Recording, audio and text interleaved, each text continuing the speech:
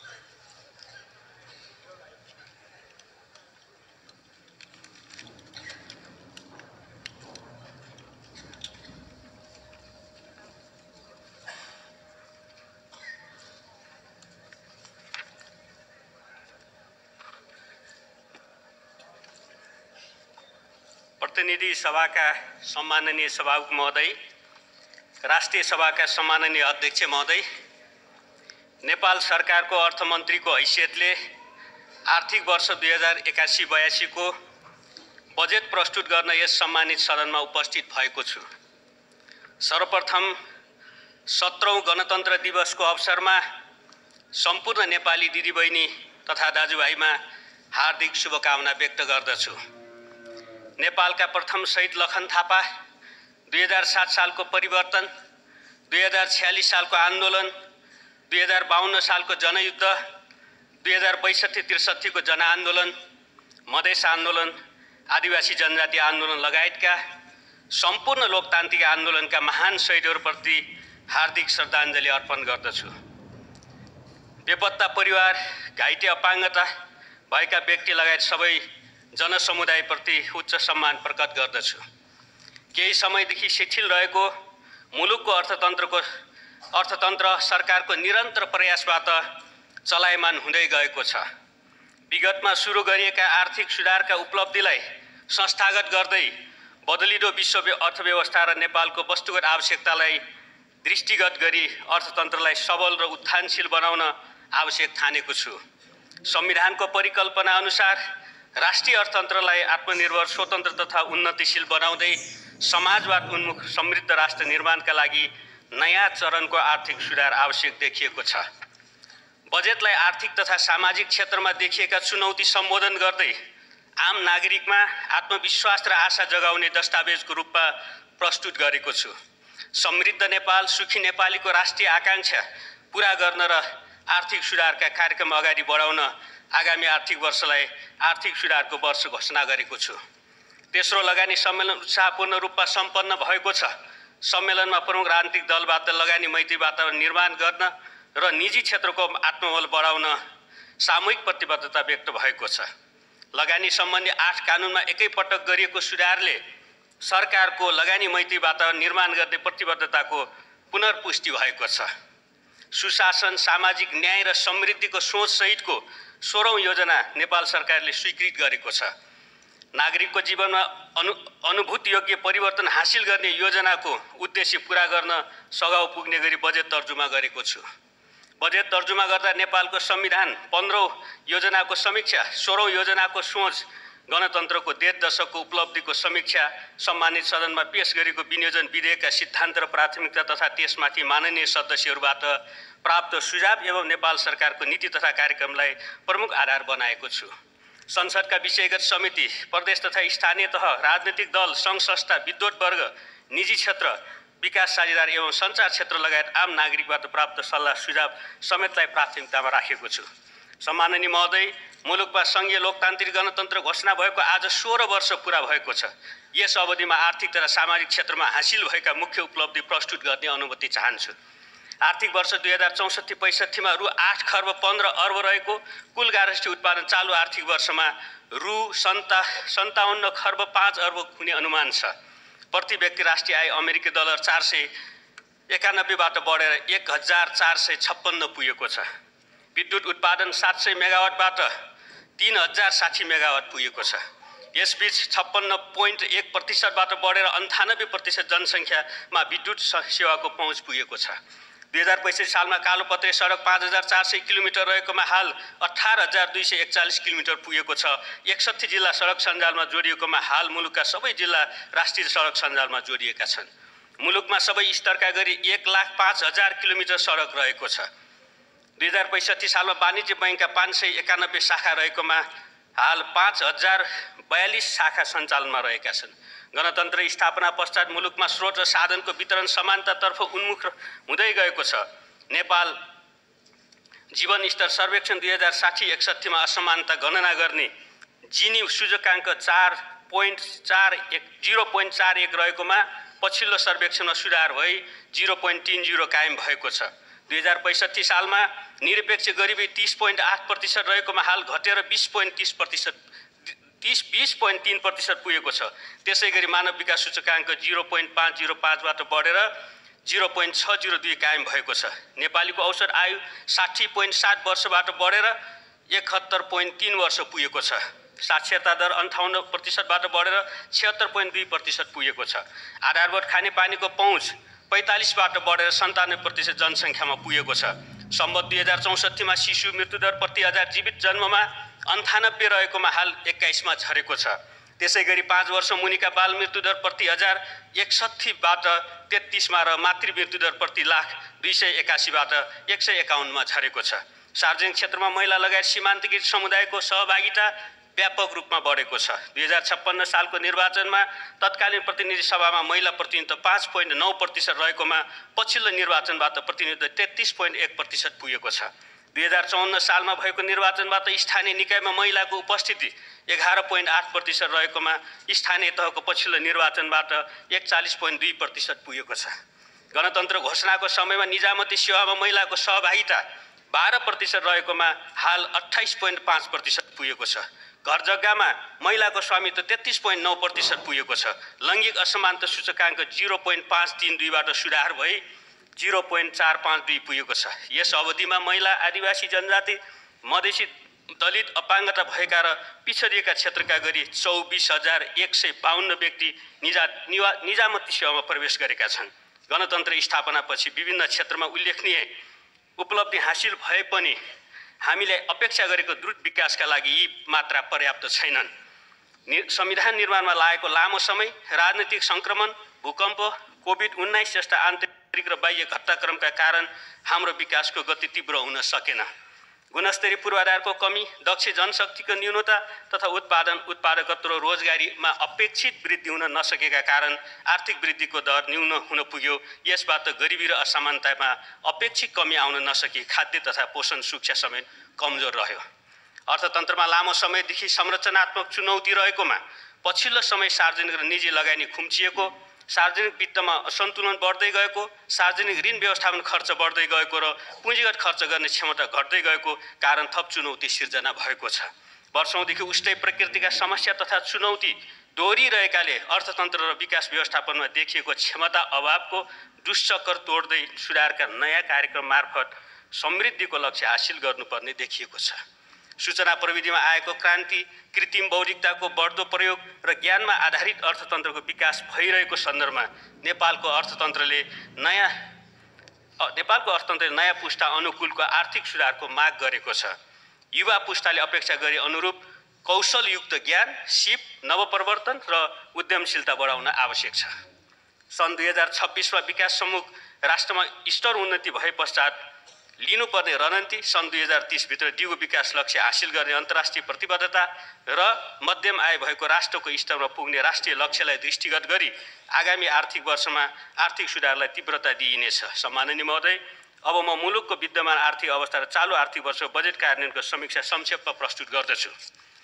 उपभोक्ता मागमा कमी आउनु, कर्जाको विस्तार न्यून हुनु, उत्पादनमूलक क्षेत्र न्यून क्षमतामा सञ्चालन हुनु र वस्तुको आयातमा कमी आउनु लगायतका कारण आर्थिक क्रियाकलापमा अपेक्षित विस्तार हुन नसकेकाले चालु आर्थिक वर्षमा आर्थिक वृद्धि दर उत्पादकको मूल्यमा 3.9% मात्र हुने प्रारम्भिक अनुमान छ। चालु आर्थिक वर्षको चैत महिनामा औसत मूल्य वृद्धि 4.6% सीमित रहेको छ।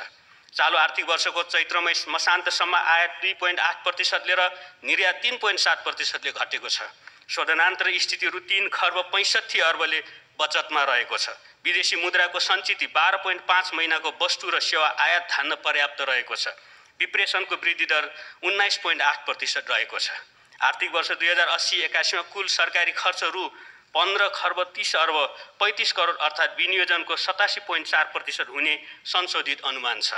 कुल सरकारी खर्च मध्ये चालु खर्च रु 10 खर्ब 67 अर्ब 39 करोड अर्थात् विनियोजनको 93.5%, पुँजीगत खर्च 2 खर्ब 15 अर्ब 30 करोड अर्थात् विनियोजनको 71.3% र वित्तीय व्यवस्थातर्फ रु 2 खर्ब 47 अर्ब 55 करोड अथवा विनियोजनको 80.5% खर्च हुने संशोधित अनुमान छ।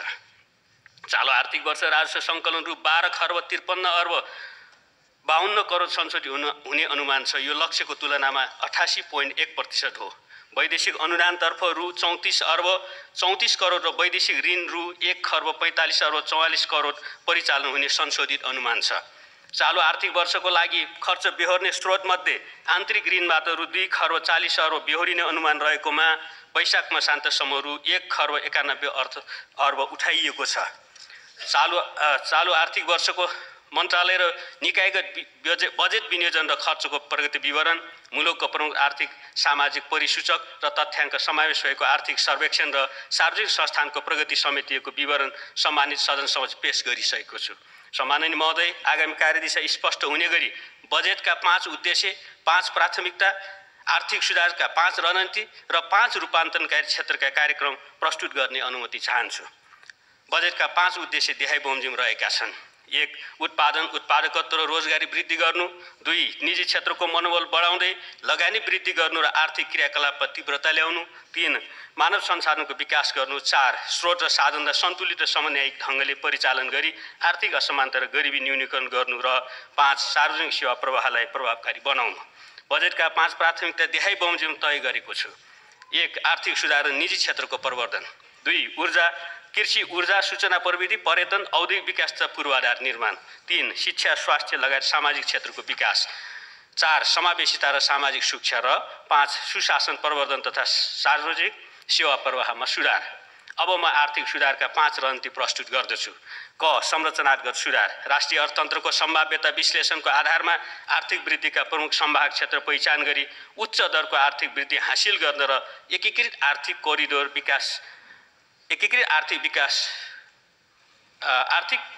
विकास, डिजिटल अर्थतन्त्रको विस्तार र हरित अर्थतन्त्रको आधार निर्माण गर्न नयाँ चरणको आर्थिक सुधार कार्यक्रम अघि बढाइनेछ। यस सम्बन्धमा सिफारिस गर्न एक उच्च स्तरीय आर्थिक सुधार सुझाव आयोग गठन गरिनेछ। ख. व्यावसायिक वातावरण सुधार। उद्योग र लगानी सम्बन्धी कानुन परिमार्जन, नीतिगत स्थायित्व एवं लगानी सुरक्षाको प्रत्याभूति, कन्ट्री रेटिङ, द्विपक्षीय लगानी र दोहोरो कर मुक्ति सम्झौता, प्रविधि हस्तान्तरण बापत विदेशमा लैजान पाउने सेवा शुल्कको सीमा वृद्धि, विदेशमा प्रविधि हस्तान्तरण गरी आर्जित आयलाई निश्चित सीमासम्म पुनः विदेशमा लगानी गर्न पाउने व्यवस्था र ससानो पुँजी सङ्कलन गरी उद्यम तथा पूर्वाधार विकासमा लगानी गर्ने कम्पनी स्थापना गर्न निजी क्षेत्रलाई प्रोत्साहन गरी व्यावसायिक वातावरण सुधार गरिनेछ। ग.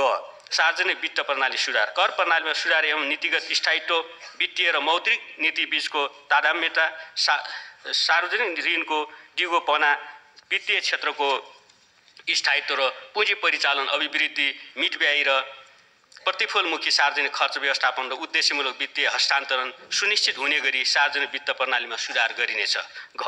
वित्तीय क्षेत्र सुधार। दोस्रो, वित्त क्षेत्र विकास रणनीति तर्जुमा एवं कार्यान्वयन, डिजिटल भुक्तानीको प्रवर्धन, केन्द्रीय बैंक, डिजिटल करेन्सीको तयारी, औपचारिक क्षेत्रमा आर्थिक गतिविधिको विस्तार, हरित वित्त लगायतका नवीनतम वित्तीय उपकरणको उपयोग गर्ने गरी वित्तीय क्षेत्र सुधारका कार्यक्रम अगाडि बढाइनेछ। ङ. सार्वजनिक प्रशासनमा सुधार। सार्वजनिक प्रशासनको संरचनागत कार्यात्मक र व्यवहारगत सुधार एवं सेवा प्रवाहमा सूचना प्रविधिको अधिकतम उपयोग गरी सार्वजनिक क्षेत्रमा सुशासन प्रवर्धन गरिनेछ। आगामी आर्थिक वर्ष सार्वजनिक उत्तरदायित्व र स्वार्थको द्वन्द्व सम्बन्धी कानुन तर्जुमा गरिनेछ। बजेटका 5 रूपान्तरणका क्षेत्र देखाइ बमोजिम रहेका छन्। क कृषि क्षेत्रको रूपान्तरण, ख ऊर्जा क्षेत्रको विकास, ग सूचना प्रविधिको विकास, घ पर्यटन प्रवर्धन र ङ उद्यमशीलता र औद्योगिक विकास। सम्माननीय महोदय, अब म नेपालको संविधानको धारा 60मा भएको व्यवस्था अनुसार वित्तीय हस्तान्तरण सम्बन्धी विवरण प्रस्तुत गर्न अनुमति चाहन्छु। राष्ट्रिय प्राकृतिक स्रोत तथा वित्त आयोगको सिफारिसका आधारमा वित्तीय समानीकरण अनुदान प्रदेशको लागि रु 60 अर्ब र स्थानीय तहको लागि रु 88 अर्ब हस्तान्तरण गर्ने व्यवस्था मिलाएको छु। सशर्त अनुदान प्रदेशको लागि रु 25 अर्ब 84 करोड र स्थानीय तहको लागि 2 खर्ब 8 अर्ब 88 करोड जम्मा रु 2 खर्ब 34 अर्ब 73 करोड हस्तान्तरणको लागि विनियोजन गरेको छु। प्रदेश र स्थानीय तहलाई पूर्वाधारका आयोजना कार्यान्वयन गर्न समपूरक अनुदान क्रमशः रु 6 अर्ब 20 करोड र रु 7 अर्ब विनियोजन गरेको छु। विशेष अनुदान प्रदेशको लागि रु 4 अर्ब 40 करोड र स्थानीय तहको लागि 8 अर्ब 50 करोड विनियोजन गरेको छु। सशर्त समपूरक र विशेष अनुदान कार्य सम्पादनका आधारमा हस्तान्तरण गर्ने व्यवस्था मिलाएको छु। प्रदेश र स्थानीय तहमा राजस्व बाँडफाँडबाट रु 1 खर्ब 59 अर्ब हस्तान्तरण हुने अनुमान छ। राजस्व बाँडफाँड अनुदान गरी प्रदेश र स्थानीय तहमा आगामी आर्थिक वर्ष रु 5 खर्ब 67 अर्ब हस्तान्तरण हुने अनुमान छ। सम्माननीय महोदय, अब म आगामी आर्थिक वर्षको क्षेत्रगत कार्यक्रम र विनियोजन प्रस्तुत गर्ने अनुमति चाहन्छु। कृषि क्षेत्रको रूपान्तरण, कृषिको व्यवसायीकरण र आधुनिकीकरण गरी उत्पादन र उत्पादकत्व अभिवृद्धि गरिनेछ। सरकारी, निजी, सहकारी तथा विकास साझेदारबाट कृषि क्षेत्रमा लगानी अभिवृद्धि गर्न विक्रम सम्वत 2081 देखि 2091 सम्मको अवधिलाई कृषिमा लगानी दशक घोषणा गरिएको छ। भूगोल, बजार सम्भाव्यता एवं पारिस्थितिकीय विशिष्टता अनुकूल सङ्घ प्रदेश र स्थानीय तहबाट कृषि उपजको विशेष क्षेत्र पहिचान गरी उत्पादन प्रवर्धन गरिनेछ। कृषि उपजको उचित मूल्य र बजार सुनिश्चित गर्न सरकार, किसान र व्यवसाय सहभागी हुने गरी करार खेती प्रवर्धन गरिनेछ। कृषि उपज सङ्कलन, प्रशोधन र निर्यात गर्ने फर्मले स्थानीय कृषकलाई आवश्यक पर्ने मल बिउ तथा अन्य सामग्री प्रदान गरी कृषि उत्पादन खरिद गर्ने सुनिश्चित गरेमा उत्पादित उपजको परिमाणको आधारमा मल बिउ, कृषि प्रसार सेवा र कर्जामा ब्याज अनुदान प्रदान गरिनेछ। सरकारी, सार्वजनिक, नदी उकास र निजी स्वामित्वमा रहेको बाँझो जमिन स्थानीय तहमा अभिलेखीकरण गरी कृषि बाली, फलफुल, तरकारी, घाँसे बाली, जडीबुटी, पशुपन्छी पालन र मत्स्य पालनमा उपयोग गर्न सक्ने व्यवस्था मिलाइनेछ। सामूहिक खेती प्रवर्धन गर्न सरकारी जमिन लिजमा उपलब्ध गराउने व्यवस्था मिलाइनेछ। हिमाल र पहाडमा 50 रोपनी र तराईमा 10 बिघा भन्दा बढी जमिन एकीकरण र चक्लाबन्दी गरी व्यावसायिक रूपमा सामूहिक खेती, पशुपन्छी पालन एवं जडीबुटी खेती गर्ने व्यक्ति, फर्म तथा सहकारीलाई ब्याज अनुदान, प्राविधिक सहयोग र मेसिनरी आयातमा कर छुट प्रदान गरिएको छ। मसिनो तथा बासनादार धान, उखु, मकै, दुध, माछा, मासु, कफी, चिया, अदुवा, बेसार, अकबरे, खुर्सानी, प्याज, आलु लगायतका कृषि बालीको उत्पादन प्रवर्धन गर्न उन्नत बिउ, सिँचाइ लगायत अनुदान उपलब्ध गराई उत्पादित उपजको बजार सुनिश्चित गरिनेछ। चैते धान र हिउँदे मकै विस्तारका साथै रैथाने बालीको उत्पादन तथा उपभोग प्रवर्धनका लागि आवश्यक रकम विनियोजन गरेको छु। 100 बिघा भन्दा ठुला चक्लामा बासनादार धान खेती गर्ने 7 नमुना परियोजनालाई सहज रूपमा मल बिउ, प्राविधिक सेवा तथा सहुलियतपूर्ण कर्जा उपलब्ध गराउने र बिमा प्रिमियममा छुट दिने व्यवस्था मिलाएको छु। प्रधानमन्त्री कृषि आधुनिकीकरण परियोजनाका लागि रु 2 अर्ब 98 करोड विनियोजन गरेको छु। पहाडी उच्च क्षेत्रका 2000 हेक्टर जग्गामा फलफुल खेती विस्तार गरिनेछ। आगामी आर्थिक वर्ष फलफुलको कम्तीमा 7 लाख गुणस्तरीय बिरुवा उत्पादन गर्ने गरी 14 सरकारी फर्मको क्षमता विस्तार गरिनेछ। टिस्यु कल्चर प्रविधिद्वारा बिरुवा उत्पादन गर्न अत्याधुनिक प्रयोगशाला स्थापना गरिनेछ। फलफुल क्षेत्र विकासका लागि रु 1 अर्ब 44 करोड विनियोजन गरेको छु। सङ्घ, प्रदेश र स्थानीय तहको सहकार्यमा मध्य पहाडमा राष्ट्रिय फल सुन्तला, हिमाल र उच्च पहाडमा स्याउ तथा तराई मधेसमा आँप र केराको उत्पादन तथा निर्यात प्रवर्धनका लागि विशेष कार्यक्रम सञ्चालन गरिनेछ। कृषिको व्यवसायीकरणका लागि राजमार्ग केन्द्रीय 300 उत्पादक संस्थालाई सुरुवाती पुँजी उपलब्ध गराउने र उत्पादित वस्तुको बजार सुनिश्चित हुने व्यवस्था मिलाएको छु। यसका लागि रु 1 अर्ब 12 करोड विनियोजन गरेको छु। कृषकलाई समयमै मल खाद आपूर्ति सुनिश्चित गर्न अनुदानको लागि रु 27 अर्ब 95 करोड विनियोजन गरेको छु। जैविक एवं प्राङ्गारिक मलको उत्पादन तथा उपयोगलाई प्रवर्धन गरिनेछ। रासायनिक विषादीको उपयोगलाई निरुत्साहित गरी जैविक विषादीको प्रवर्धन गरिनेछ। प्रमुख व्यापारिक शहरमा सरकारी तथा निजी क्षेत्रको सहकार्यमा कृषि बाली, पशुपन्छी र फलफुलको अक्सन सेन्टर स्थापना गरिनेछ। कृषि बजार क्षेत्रमा निश्चित प्रतिशत स्थान किसानका लागि होल्डिङ यार्ड सञ्चालन गर्न उपलब्ध गराइन्छ। कृषि उपजको निर्यात प्रवर्धन गर्न अन्तर्राष्ट्रिय र प्रमुख आन्तरिक विमानस्थलमा शीत भण्डार स्थापना गरिनेछ। निर्यात गरिने कृषि उपजको प्रमाणीकरण र प्रयोगशाला परीक्षण शुल्कमा सहजीकरण गरिनेछ। कृषि उपजको धितोमा समेत सहज रूपमा कर्जा प्रवाह हुने व्यवस्था मिलाइनेछ। प्रतिफल प्राप्त हुन लामो अवधि लाग्ने कृषि तथा फलफुल व्यवसायमा उत्पादन पूर्वको अवधिको कर्जाको ब्याजमा अनुदान दिने व्यवस्था मिलाएको छु। प्रदेश, स्थानीय तह र निजी क्षेत्र समेतको सहकार्यमा सबै प्रदेशमा गाई भैँसी पालन स्रोत केन्द्र विकास गरिनेछ। स्वदेशमा नै बढी उत्पादन क्षमता भएका दुधालु पशु उत्पादन गर्न गाई र भैँसीमा नस्ल सुधारका लागि रु 38 करोड विनियोजन गरेको छु। पशुपन्छीको महामारी रोग नियन्त्रणका लागि आगामी वर्ष 5 करोड डोज खोप उत्पादन गरिनेछ। आगामी 3 वर्षभित्र PPR र क्लासिकल स्वाइन फिभर रोग उन्मूलन गर्ने गरी निःशुल्क खोप अभियान सञ्चालन गरिनेछ। खोरेट रोग नियन्त्रण गर्न सघन खोप कार्यक्रम सञ्चालन गरिनेछ। खोप उत्पादन तथा सेवा सञ्चालनका लागि रु 40 करोड व्यवस्था गरेको छु। निजी क्षेत्र र स्थानीय समुदायको सहभागितामा म्याग्दी, मुस्ताङ, मनाङ, गोर्खा र धादिङ जिल्लाको हिमाली क्षेत्रमा कस्तुरी मृग लगायतका वन्यजन्तु पालन गर्ने व्यावसायिक फर्म स्थापना गरिनेछ। उखु खेती प्रवर्धनका लागि किसानलाई प्रोत्साहन गर्न रु 2 अर्ब 25 करोड विनियोजन गरेको छु। साना किसानको बाली तथा पशुपन्छी बिमाको प्रिमियममा अनुदान प्रदान गर्न रु 1 अर्ब 65 करोड छुट्याएको छु। कृषि अनुसन्धानमा संलग्न कृषि अनुसन्धान परिषद लगायतका निकायको क्षमता अभिवृद्धि गरिनेछ। आगामी आर्थिक वर्ष थप 75 कृषि प्रविधिको विकास गरिनेछ। कृषि अनुसन्धान तथा विकासतर्फ रु 3 अर्ब 52 करोड विनियोजन गरेको छु। औषधीय प्रयोजनको लागि गाँजाको व्यावसायिक उत्पादन गर्न कानुनी व्यवस्था मिलाइनेछ। कृषि तथा पशुपन्छी विकास मन्त्रालयको लागि रु 57 अर्ब 29 करोड विनियोजन गरेको छु। आगामी आर्थिक वर्ष 900 मेगावाट विद्युत थप गरी राष्ट्रिय प्रणालीको विद्युत क्षमता 4500 मेगावाट पुर्याइनेछ। प्रति व्यक्ति विद्युत खपत 450 युनिट पुर्याइनेछ। आगामी आर्थिक वर्षदेखि बङ्गलादेशमा विद्युत निर्यात गर्ने व्यवस्था मिलाइनेछ। विद्युत प्रसारण लाइन निर्माण र वितरण कार्यमा निजी क्षेत्रसँग सहभागी हुने गरी कानुनी प्रबन्ध गरिनेछ। जलाशययुक्त जलविद्युत आयोजना बाँध र विद्युत गृह छुट्टै प्रवर्धकबाट निर्माण गर्ने गरी निजी क्षेत्रलाई लगानी गर्न आकर्षित गरिनेछ।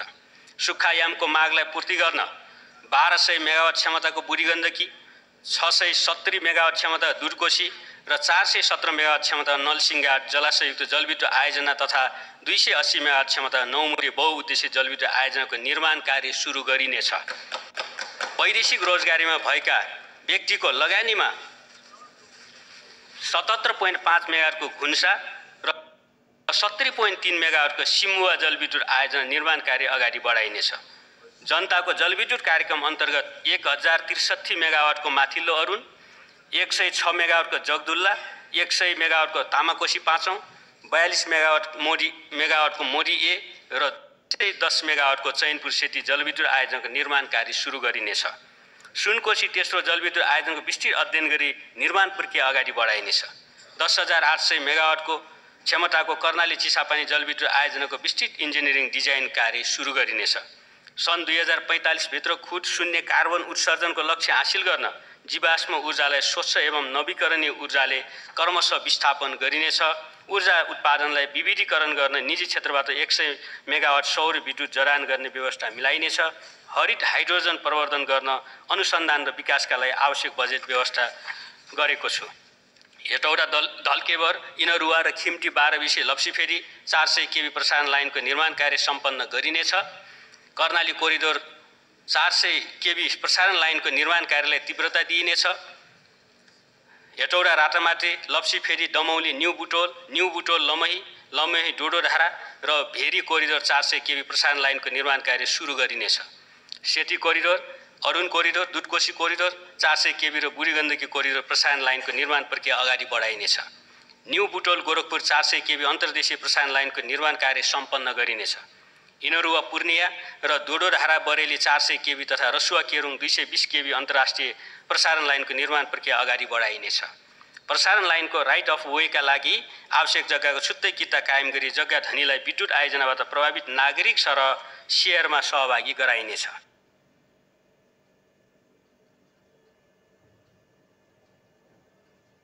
₹50 अर्ब 74 करोड विनियोजन गरेको छु।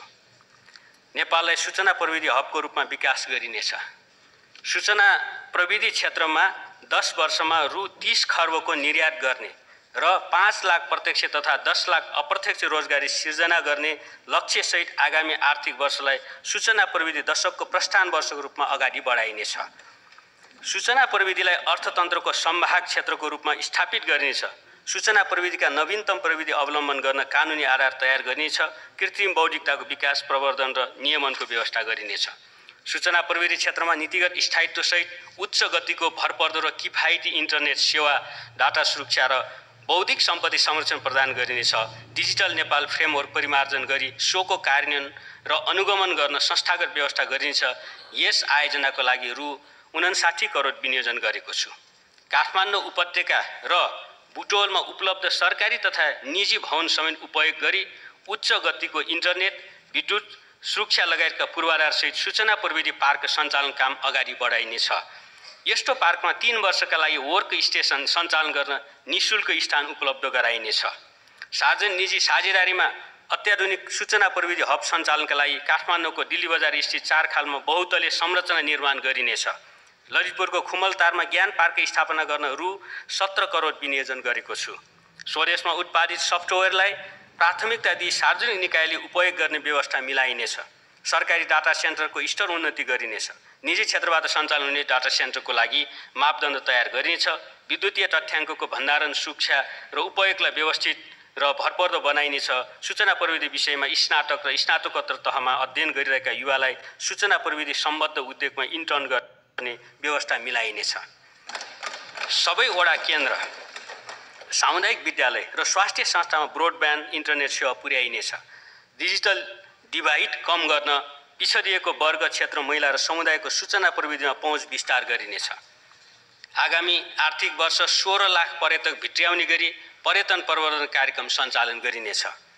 नयाँ गन्तव्यको पहिचान तथा मौजुदा गन्तव्यको विकास र प्रवर्धनका लागि पर्यटकीय गन्तव्यको प्रोफाइल तयार गरिनेछ। पर्यटकलाई एक द्वार प्रणाली मार्फत सेवा प्रवाह गर्ने व्यवस्था मिलाइनेछ। पर्वतारोहण अनुमति प्रणालीलाई स्वचालित प्रविधिमा आधारित बनाइनेछ। छिमेकी मुलुक भारत र चीन तथा अन्य मुलुकका प्रमुख सहरमा पर्यटक लक्षित रोड शो, मेला, महोत्सव जस्ता पर्यटन प्रवर्धन कार्यक्रम सञ्चालन गरिनेछ। सीमावर्ती जिल्लामा छिमेकी मुलुकका पर्यटक लक्षित पर्यटकीय स्थल, बजार, स्वास्थ्य सुविधा विस्तार गरी सीमावर्ती पर्यटन प्रवर्धन गरिनेछ। निजी क्षेत्रसँगको सहकार्यमा नेपाल भारत सीमा नाकाबाट पशुपतिनाथ, स्वर्गद्वारी, मुक्तिनाथ दर्शन यातायात सेवा सञ्चालन गरी तीर्थयात्रीलाई सहज रूपमा प्रमुख धार्मिक स्थल दर्शन गर्ने व्यवस्था मिलाइनेछ।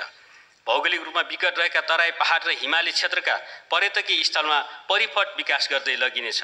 बुद्ध परिपथ, शिव परिपथ, रामायण परिपथ, किराँत सांस्कृतिक परिपथको मार्ग निर्धारण गरी पर्यटन प्रवर्धन गर्न बजेट व्यवस्था गरेको छु। सातै प्रदेश समेटिने गरी चुरे, पहाडी र हिमाली क्षेत्रका प्रमुख गन्तव्य स्थलमा पर्यटन प्रवर्धनका लागि ताकुरा पर्यटकीय गन्तव्य तथा मनोरञ्जन पूर्वाधार सहितका इको हिल स्टेसन निर्माण गरिनेछ। मध्य पहाडी पुष्पला लोकमार्ग क्षेत्रका प्रमुख पर्यटकीय क्षेत्रमा होटल स्थापना गर्न सरकारी जग्गा लिजमा उपलब्ध गराइनेछ। प्रदेश र स्थानीय तहसँगको सहकार्यमा यस्ता स्थानमा पहुँच मार्ग, विद्युत सेवा, खानेपानी सेवा पुर्याउने व्यवस्था मिलाइनेछ। पदमार्गमा आधारित पर्यटकीय कार्यक्रम सञ्चालन great Himalayan trail, Mundhum trail, guerrilla trail लगायतका पर्यटकीय पूर्वाधारको विकास गरिनेछ। पुराना प्रचलनमा रहेका पदमार्गको संरक्षण र सम्बन्धन गरिनेछ। सम्भावित जोखिमयुक्त क्षेत्रमा पर्यटकीय उद्धार केन्द्र स्थापना गरिनेछ। पर्यटन पूर्वाधार विकासका लागि ₹5 अर्ब 46 करोड विनियोजन गरेको छु। नेपालमा वैवाहिक समारोह आयोजना गर्न आउने पर्यटकलाई सहजीकरण गरी सांस्कृतिक तथा पर्यटकीय गन्तव्यलाई विवाह गन्तव्यको रूपमा विकास गरिनेछ। राम जानकी विवाह स्थल जनकपुरलाई वेडिङ हब र गौतम बुद्ध जन्मस्थल लुम्बिनीलाई बर्थिङ हबको रूपमा प्रवर्धन गरिनेछ। नेपालको हिमाली सभ्यता, जीवनशैली, स्रोत तथा सम्भावनाको पहिचान, अध्ययन, अनुसन्धान एवं पर्यटकका लागि सोकेस गर्न उपयोग हुने गरी हिमालयन रिसोर्स सेन्टरको स्थापना गरिनेछ। उपल्लो मुस्ताङ लगायतका सांस्कृतिक महत्त्वका स्थानमा मौलिक संरचना नबिग्रिने गरी संरचना निर्माण गर्न पाइने व्यवस्था मिलाइनेछ। प्रत्येक वर्ष मे 29लाई सगरमाथा अन्तर्राष्ट्रिय विशेष दिवसका रूपमा मनाइनेछ। हिमाली पर्यटन प्रवर्धनमा विशिष्ट योगदान पुर्याउने स्वदेशी तथा विदेशी व्यक्ति सङ्घ संस्थालाई सम्मान गरिनेछ। त्रिभुवन अन्तर्राष्ट्रिय विमानस्थलको दोस्रो टर्मिनल भवन निर्माण कार्य सुरु गरिनेछ। निजगत अन्तर्राष्ट्रिय विमानस्थल सार्वजनिक निजी साझेदारीमा निर्माण गर्न आगामी आर्थिक वर्षभित्र लगानीको ढाँचा र पूर्व तयारी कार्य सम्पन्न गरिनेछ। भरतपुर विमानस्थल विस्तारको कार्य आगामी वर्ष सम्पन्न गरिनेछ। यसका लागि रु 36 करोड विनियोजन गरेको छु। सुर्खेत विमानस्थलको स्तर उन्नति गरिनेछ। रोल्पाको बडाचौर, दाङको टरी गाउँ, जुम्ला, विराटनगर, धनगढी र नेपालगञ्ज विमानस्थलको स्तर उन्नति गरिनेछ। नागरिक उड्डयन पूर्वाधारतर्फ रु 3 अर्ब 77 करोड विनियोजन गरेको छु। सञ्चालनमा नरहेका बलेवा, लामिडाँडा, मनाङ, रुम्जाटार, बैतडी लगायतका आन्तरिक विमानस्थललाई निजी क्षेत्रको सहकार्यमा paragliding, parachute, sky diving, ultralight जस्ता मनोरञ्जनात्मक साहसिक पर्यटनको लागि उपयोग गरिनेछ। पर्यटन क्षेत्रतर्फ रु 11 अर्ब 91 करोड विनियोजन गरेको छु। आन्तरिक उत्पादन बढाई, आयात प्रतिस्थापन र निर्यात वृद्धि गर्न तथा उत्पादनलाई रोजगारीसँग आबद्ध गराउन उत्पादन र रोजगारीका लागि साझेदारी कार्यक्रम सञ्चालन गरिनेछ। सङ्घ, प्रदेश र स्थानीय तह, निजी क्षेत्र, सहकारी तथा समुदायको साझेदारीमा सञ्चालन हुने यस कार्यक्रम मार्फत कृषिको उत्पादन र उत्पादकत्व बढाउन, कृषिमा आधारित उद्योगको विकास र विस्तार गर्न, ग्रामीण पर्यटन प्रवर्धन गर्न तथा सूचना प्रविधिमा आधारित उद्यम स्थापना र सञ्चालन गर्न प्रोत्साहन गरिनेछ। यस कार्यक्रमका लागि रु 7 अर्ब विनियोजन गरेको छु। प्रधानमन्त्री नेपाली उत्पादन तथा उपभोग अभिवृद्धि कार्यक्रम मार्फत स्वदेशी उत्पादन प्रोत्साहन गरिन्छ। मेक इन नेपाल र मेड इन नेपाल अभियानमा निजी क्षेत्रसँग सहकार्य गरिनेछ। उत्पादनमूलक उद्योग र पर्यटन उद्योग स्थलसम्म पहुँच मार्ग, प्रसारण लाइन, नियमित विद्युत सेवा र इन्टरनेट सेवा लगायतका पूर्वाधार पुर्याउन सरकारबाट साझेदारी गरिनेछ।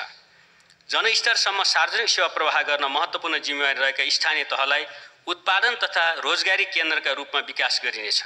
स्थानीय पूर्वाधार विकास, सार्वजनिक निजी साझेदारी र बृहत स्तरका कृषि फर्म सञ्चालन, एक गाउँ एक उत्पादन, पर्यटन लगायतका कार्यक्रमबाट स्थानीय स्तरमा आय आर्जन वृद्धि गर्ने कार्यलाई तीव्रता दिइनेछ। निजी क्षेत्रसँगको सहकार्यमा प्रदेशलाई विशिष्टीकृत आर्थिक केन्द्रको रूपमा विकास गरिन्छ। यसअनुसार कोशीलाई उद्योग, मधेसलाई कृषि, बागमतीलाई सूचना प्रविधि, गण्डकीलाई पर्यटन, लुम्बिनीलाई साना तथा मझौला उद्यम, कर्णालीलाई जडीबुटी र सुदूरपश्चिममा धार्मिक पर्यटन आर्थिक हब बनाइनेछ।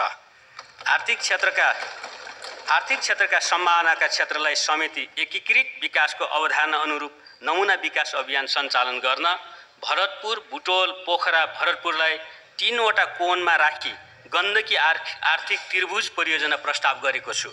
यस परियोजना अन्तर्गत निजी क्षेत्रसँग साझेदारीमा औद्योगिक इकोसिस्टम निर्माण गरी औद्योगिक पुनरुत्थान र गुणस्तरीय रोजगारी सिर्जना गरिनेछ। गण्डकी त्रिभुजमा पर्ने निर्माणाधीन नारायणघाट, बुटोल र मुगलिन पोखरा सडक खण्डको विस्तार कार्य आगामी आर्थिक वर्षमा सम्पन्न गरिनेछ। बुटोल पोखरा सडक खण्डलाई डेडिकेटेड 2 लेनमा स्तर उन्नति गरिनेछ। त्रिभुजका 3 वटै कोरिडोरमा औद्योगिक विकासका लागि आवश्यक यातायात सञ्जाल निर्माण गरिनेछ। त्रिभुज परियोजना अन्तर्गत नारायणघाट बुटोल खण्डलाई निर्माण सामग्री तथा हेभी उद्योगको केन्द्र, मुगलिन पोखरा खण्डलाई कृषि तथा खाद्य प्रशोधन उद्योगको केन्द्र र पोखरा बुटोल खण्डलाई विद्युतीय उपकरण, जुत्ता, लत्ता, कपडा, कार्पेट लगायत घरायसी प्रयोगका वस्तु तथा सेवा सम्बद्ध उद्योगको केन्द्रको रूपमा विकास गरिनेछ। परियोजना कार्यान्वयनका लागि भरतपुर कोणमा पर्याप्त पर्यटन सेवा, जलयात्रा र विशिष्टीकृत स्वास्थ्य सेवा, पोखरा कोणमा साहसिक मनोविनोद, पर्याप्त पर्यटन सेवा तथा अनुसन्धानमूलक उच्च शिक्षा र बुटोल भैरवा कोणमा धार्मिक पर्यटन, डाटा सेन्टर तथा सूचना प्रविधि सम्बन्धी संस्था विकासका लागि निजी क्षेत्रको सहकार्यमा आवश्यक पूर्वाधार निर्माण गरिनेछ। यस परियोजनालाई सार्वजनिक निजी साझेदारीको नमुना परियोजनाको रूपमा विकास गरी कार्यान्वयन गर्न रु 2 अर्ब विनियोजन गरेको छु। निजगढदेखि धल्केवरसम्मको पूर्व पश्चिम राजमार्ग आसपासको क्षेत्रलाई नेपाली गलैँचा कोरिडोरको रूपमा विकास गरिनेछ। सार्वजनिक निकायले नेपालमा बनेको गलैँचा खरिद गर्नुपर्ने व्यवस्था गरिनेछ। प्रदेश तथा स्थानीय तहको सहकार्यमा सल्यान, रुकुमको शारदा नदी आसपासको क्षेत्रलाई कृषि कोरिडोर, जुम्लाको हिमा नदी र तिला नदी आसपासका क्षेत्रलाई मार्सी धान कोरिडोर, बाराको कोल्बीदेखि सिमरौनगढ सडक आसपास क्षेत्रलाई माछा कोरिडोरको रूपमा विकास गरिनेछ। कञ्चनपुरको दैजी, बाँकेको नौबस्ता र रूपन्देहीको मोतीपुर औद्योगिक क्षेत्रको निर्माण कार्य सुरु गरिनेछ। औद्योगिक क्षेत्र र विशेष आर्थिक क्षेत्र सञ्चालन र व्यवस्थापनमा निजी क्षेत्रसँग साझेदारी गरिनेछ। मकवानपुरको मयूरधाप र चितवनको शक्तिखोर लगायतका औद्योगिक क्षेत्र सार्वजनिक निजी साझेदारीमा निर्माण तथा सञ्चालन गरिनेछ। उद्यममा युवा सहभागिता बढाउन स्टार्टअप र नवप्रवर्तनका इकोसिस्टम विकास गरी उद्यमशील वातावरण सिर्जना गरिनेछ। स्टार्टअप उद्यमीलाई सहजीकरण र नियमन गर्न स्टार्टअप बोर्ड गठन गरिनेछ। स्टार्टअप उद्यमीको वित्तीय आवश्यकता सम्बोधन गर्न रु 1 अरबको नेपाल स्टार्टअप कोष खडा गरेको छु। युवाको उद्यमशील सोचलाई व्यवसायमा रूपान्तरण गर्न प्रत्येक प्रदेशमा बिजनेस इन्कुबेसन सेन्टर सञ्चालन गरिनेछ। बैंक तथा वित्तीय संस्थाबाट प्रवाह हुने कर्जालाई नवप्रवर्तनमा प्रवाह गर्न प्रोत्साहन गरिनेछ। विभिन्न सम्झौतित कोषको रकम प्राइभेट इक्विटी फन्ड र भेन्चर क्यापिटल फन्डका ढिटोपत्र इकाइमा लगानी गर्ने व्यवस्था मिलाइनेछ। महिला उद्यमिता उत्पादित वस्तु तथा सेवाको प्रवर्धनका लागि सार्वजनिक निजी साझेदारीमा काठमाडौँको चौबारमा अन्तर्राष्ट्रिय स्तरको प्रदर्शनी स्थल निर्माण गरिनेछ। महिला उद्यमिता र उत्पादित वस्तु र सेवाको ब्रान्डिङ गर्न ट्रेड पोर्टलमा प्रविष्ट गर्ने व्यवस्था मिलाइनेछ। महिला उद्यमीद्वारा उत्पादित वस्तु बिक्री गर्न कोसेली घरको स्थापना र सञ्चालन गरिनेछ। बजारको माग अनुसार उत्पादक क्षेत्रको संलग्नतामा कार्यस्थलमा आधारित अप्रेन्टिसशिप कार्यक्रम सञ्चालन गरी सिप र रोजगारले आबद्ध गरिनेछ। उद्योग र लगानीसँग सम्बन्धित कानुनमा परिमार्जन गरिनेछ। औद्योगिक व्यवसाय ऐन, वस्तुको प्रत्यक्ष बिक्री ऐन, दामासाही ऐन, श्रम ऐन, औद्योगिक क्षेत्र सञ्चालन तथा व्यवस्थापन नियावली र हेजिङ नियावलीमा समयानुकूल परिमार्जन गरिनेछ। डेरिभेटिभ सम्बन्धी कानुन तर्जुमा गरिनेछ।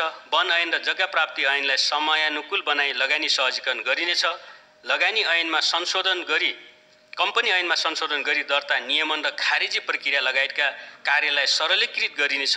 बौद्धिक सम्पत्ति र उधारो कारोबार सम्बन्धी कानुन तर्जुमा गरिनेछ। घरेलु मदिराको उत्पादन, ब्रान्डिङ, बजारीकरण तथा बिक्री गर्न कानुनी व्यवस्था मिलाइनेछ। औद्योगिक विकास र उद्यमशीलता प्रवर्धनका लागि रु 6 अर्ब 55 करोड विनियोजन गरेको छु। सम्माननीय महोदय, भूकम्पपछिको पुनर्निर्माण, जाजरकोट र रुकुम पश्चिम लगायतका जिल्लामा भूकम्पबाट क्षतिग्रस्त निजी घरको सर्वेक्षण सम्पन्न गरी पुनर्निर्माणलाई तीव्रता दिइनेछ। सामुदायिक विद्यालय भवन, स्वास्थ्य संस्था, सरकारी तथा सार्वजनिक भवन लगायतका पूर्वाधारको शीघ्र पुनर्निर्माण गरिनेछ। भूकम्पपछिको पुनर्निर्माणका लागि रु 21 अर्ब 60 करोड विनियोजन गरेको छु। हुलाकी राजमार्ग, मध्य पहाडी पुष्पलाल लोकमार्ग, मदन भण्डारी राजमार्ग तथा उत्तर दक्षिण कोरिडोर क्षेत्रमा प्रदेश, स्थानीय तह र निजी क्षेत्र र समुदायको लागत साझेदारीमा स्थानीय सम्भावनामा आधारित आर्थिक सामाजिक गतिविधि प्रवर्धन गर्न ग्रामीण विकास अभियान सञ्चालन गरिनेछ। स्थानीय उत्पादनको विकास गर्न स्थानीय कच्चा पदार्थमा आधारित साना तथा मझौला उद्यम व्यवसाय सञ्चालन, रैथाने कृषि बाली विकास, कृषि प्रदर्शन, साप्ताहिक मेला र हाट बजार सञ्चालन गरिनेछ। स्थानीय शिल्प, कला, साहित्य, संस्कृतिको सम्वर्धन र प्रवर्धन गर्न वडा स्तरमा मौलिक कार्यक्रम सञ्चालन गरिनेछ। स्थानीय तहसँगको समन्वय र सहकार्यमा मौलिकता झल्किने गरी स्थानीय तहको केन्द्रमा एक पालिका एक डाउनटाउन विकास गरिनेछ।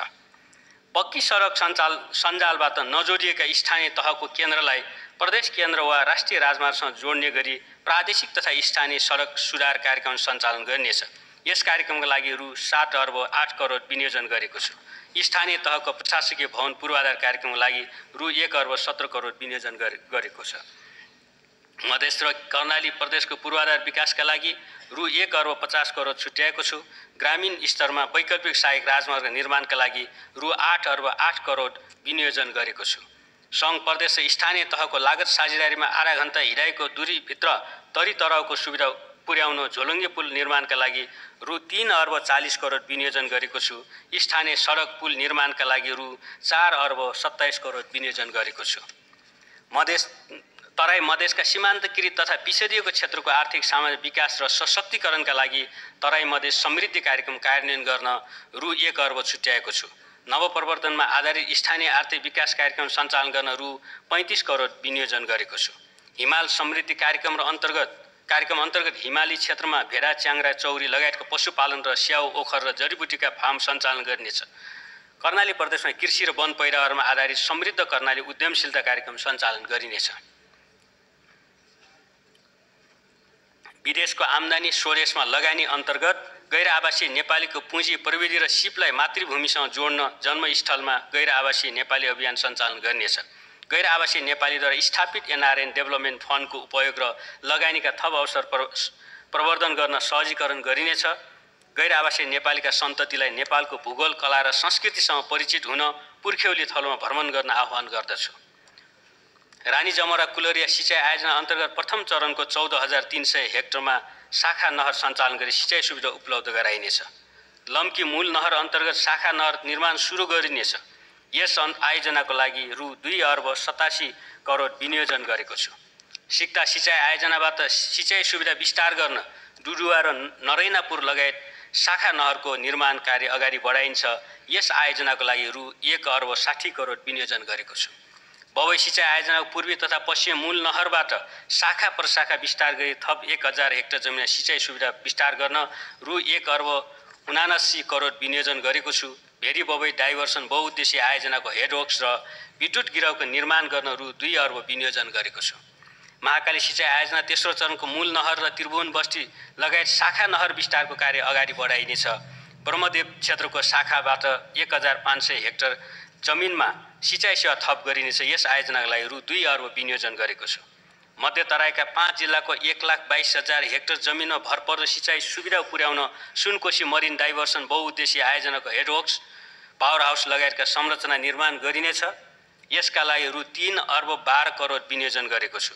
बागमती सिँचाइ आयोजनाको सिँचाइ प्रणाली पुनर्स्थापना गरी 45,600 हेक्टर कृषि योग्य भूमिमा भरपर्दो सिँचाइ सुविधा पुर्याउन रु 68 करोड विनियोजन गरेको छु। कर्णाली प्रदेशका 10वटै जिल्लामा सञ्चालन हुने गरी एकीकृत कर्णाली सिँचाइ विकास आयोजनाका लागि रु 82 करोड विनियोजन गरेको छु।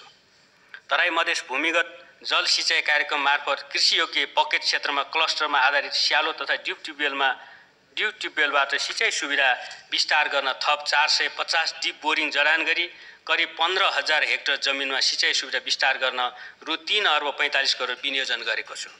सर्लाही तथा रौतहट जिल्लाको 22,400 हेक्टरका लागि नवीनतम यान्त्रिक सिँचाइ आयोजनाको निर्माण कार्य सुरु गरिनेछ। यसका लागि रु 41 करोड विनियोजन गरेको छ।